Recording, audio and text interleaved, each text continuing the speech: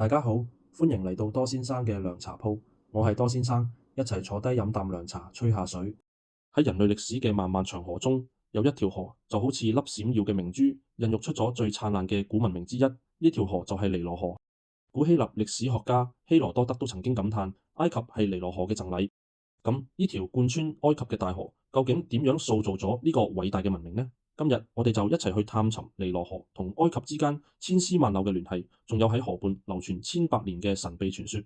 相傳喺混沌初開嗰陣，太陽神拉喺茫茫黑暗中創造咗世界，佢嘅淚水滴落到大地，匯聚成咗尼羅河。從嗰陣開始，呢條河就承載住神嘅祝福，滋養住埃及嘅土地。另一個古老傳說話，水神努恩係宇宙嘅原始之神，佢嘅身體化作咗浩瀚嘅水域，其中最珍貴嘅支流就係流經埃及嘅尼羅河，俾萬物賦予咗生命嘅力量。尼羅河係世界上最長嘅河流，全長6670千米。佢好似一條靈動嘅絲帶彈，從非洲東部嘅高原蜿蜒而下，穿過一望無際嘅沙漠，最終流入地中海。佢嘅上游分為白尼羅河同青尼羅河。白尼羅河發源於維多利亞湖，一路帶嚟穩定嘅水流。青尼羅河就源自埃塞俄比亞高原，每逢雨季一到，就好似脫空嘅野馬啖，捲住大量泥沙，洶湧奔騰，為尼羅河帶嚟充足嘅水量同肥沃嘅泥土。古埃及人深信呢係尼羅河神哈皮喺施展神力，佢每年都會從遠方帶嚟豐收嘅希望。喺埃及呢片土地上，除咗尼羅河同佢周邊嘅狹長地帶幾乎全俾沙漠覆蓋，尼羅河嘅存在就好似喺荒蕪嘅沙漠中開出一條生命通道膽。傳說中，沙漠之神塞特好妒忌尼羅河嘅富饒，試過好多次想用黃沙將河掩埋，但每次都被聰明嘅埃及民眾同神靈聯手打退，守護住呢條生命之河。每年6月到9月就係尼羅河嘅泛濫季，洪水準時到來，淹沒咗河谷兩岸大片土地。對其他地方嚟講，洪水可能係場災難，但喺埃及呢簡直就係大自然最慷慨嘅饋贈。古埃及人認為呢係尼羅河神哈皮一年一度嘅巡遊，佢坐住用蓮花裝飾嘅金色船隻喺河面上灑下肥沃嘅淤泥，俾大地帶嚟生機。等洪水退咗之後，河床上就留低厚厚一層淤泥，呢啲淤泥富含礦物質同有機質，令土地變得超級肥沃。古埃及人好清楚呢點。洪水一退，佢哋就喺呢片肥沃嘅土地上播下種子，開始辛勤耕種。多虧尼羅河嘅滋養，埃及嘅農業蓬勃發展，變成咗古代世界嘅糧倉。小麥、大麥、亞麻等農作物喺度茁壯成長，唔單止滿足咗埃及人嘅生活需求，仲為文明嘅發展打下堅實嘅物質基礎。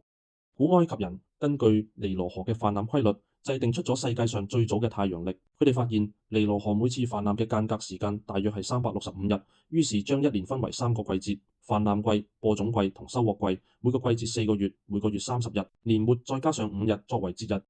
喺傳說中，呢個曆法嘅誕生同智慧之神托特好有關係。托特用佢神奇嘅羽毛筆喺星空中記錄低尼羅河嘅漲落規律，再傳授俾人類，等埃及人可以準確把握耕種時機。尼羅河對埃及文化嘅影響都好深遠。喺古埃及人嘅信仰中，尼羅河就係神靈嘅化身，係生命同豐饒嘅象徵。佢哋崇拜尼羅河神哈皮，相信哈皮神每年帶嚟嘅洪水係神嘅恩賜，會令大地豐收，萬物繁榮。好多神話同傳說都圍繞住尼羅河展開。呢啲故事唔單止豐富咗古埃及人嘅精神世界，仲成為咗埃及文化好重要嘅一部分。好似傳說中美麗嘅伊西斯女神曾經沿住尼羅河去尋找丈夫奧西里斯嘅遺體，佢悲傷嘅淚水滴入河中，令河水變得更加甘甜，仲俾尼羅河賦予咗治愈傷痛嘅力量。喺藝術領域，尼羅河更為古埃及藝術家們提供咗無窮無盡嘅靈感。繪畫、雕塑、建築等藝術形式裏面，經常會出現尼羅河嘅元素。好似喺墓室壁畫中，我哋可以見到古埃及人喺尼羅河上捕魚、行船嘅場景，好生動盪展現出佢哋嘅日常生活。而宏偉嘅金字塔同神廟都選址喺尼羅河沿岸，借助尼羅河嘅水運，將巨大嘅石塊運到建築工地。呢啲建築唔單止係古埃及人智慧嘅結晶，仲係尼羅河文明嘅象徵。傳說工匠們運巨石嘅時候，得到河神暗中幫忙，等沉重嘅石塊可以喺水面上輕盈咁漂浮，順利運到建造地點。除咗文化同信仰，尼羅河喺埃及社會都扮演住好重要嘅角色。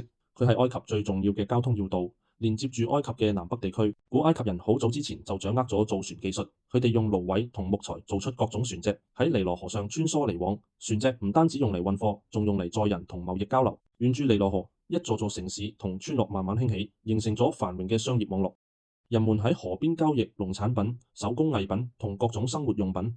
尼羅河成為咗埃及經濟發展嘅大動脈。傳說中有個好勇敢嘅商人，順住尼羅河一路向南航行，喺神秘嘅國度發現咗珍貴嘅香料同寶石。佢嘅冒險故事喺尼羅河畔廣為流傳，激勵住無數人踏上探索未知嘅旅程。喺政治方面，尼羅河對埃及嘅統一同發展都起到好關鍵嘅作用。喺古埃及早期，埃及分為上埃及同下埃及兩個部分，佢哋有住唔同嘅文化同政治體系。不過，因為尼羅河嘅存在，令上下埃及之間嘅聯繫越來越緊密。隨住時間過去，上埃及慢慢強大起嚟，最終征服咗下埃及，實現咗埃及嘅統一。統一之後嘅埃及以尼羅河為中心，建立起強大嘅中央集權國家。法老作為國家嘅最高統治者，通過尼羅河嘅交通網絡，有效管理住廣闊嘅國土，將埃及嘅影響力擴展到更遠嘅地方。傳說中，第一位統一埃及嘅美尼斯法老，正係得到尼羅河神嘅指引，先至成功將上下埃及收入版圖，開啟咗埃及輝煌嘅歷史篇章。從古老嘅金字塔到神秘嘅獅身人面像，從宏偉嘅盧克索神廟到精美嘅圖坦卡蒙黃金面具，埃及嘅每一處歷史遺跡都喺訴說住尼羅河文明嘅輝煌。尼羅河呢條偉大嘅河流，唔單止孕育咗古埃及文明，仲見證咗佢嘅興衰榮辱。而家雖然時光已經流逝咗幾千年，但尼羅河依然奔騰不息，佢繼續滋養住埃及呢片土地，成為埃及人民心中永恆嘅精神象徵。